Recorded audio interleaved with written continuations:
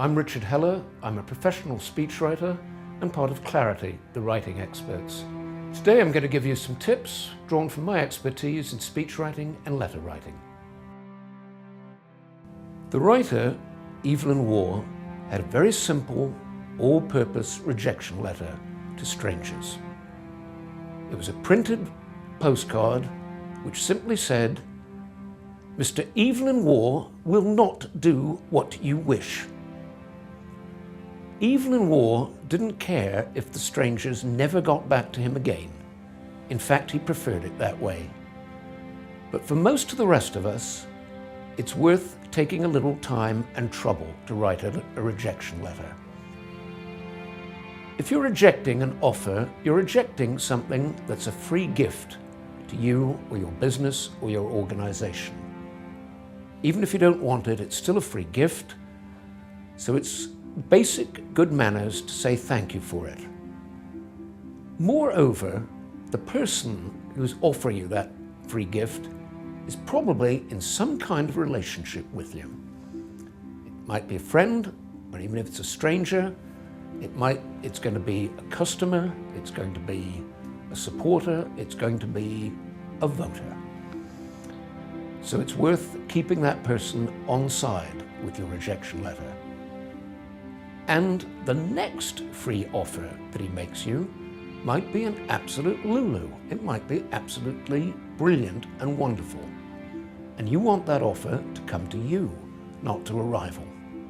If you want to stay friends with the person who receives a rejection letter, follow 3 basic rules. 1, good manners. 2, give the bad news simply and clearly.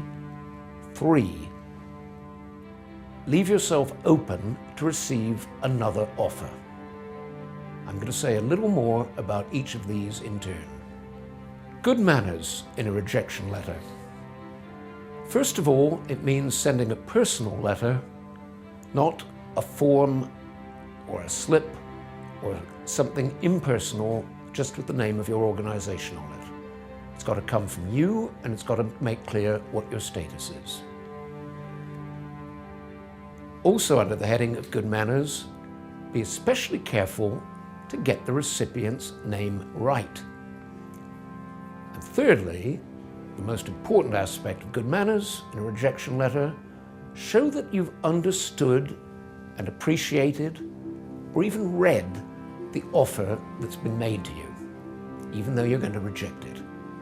2, giving the bad news in a rejection letter. Give the bad news simply, directly, and unequivocally. You're not going to do what the recipient wants. Give the recipient a good, understandable reason why you're not going to accept his offer and do what he wants.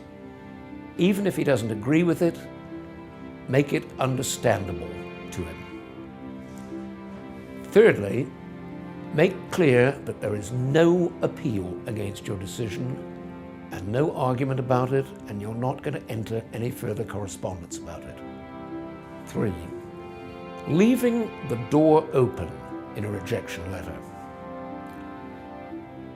If the recipient has made or hinted at another offer to you which you might be interested in, show that you're in fact interested in that offer and invite him to follow through on it. If he hasn't made any such suggestion or proposal, but you still might want to hear from him again, give him a steer as to the kind of offer you'd entertain from him.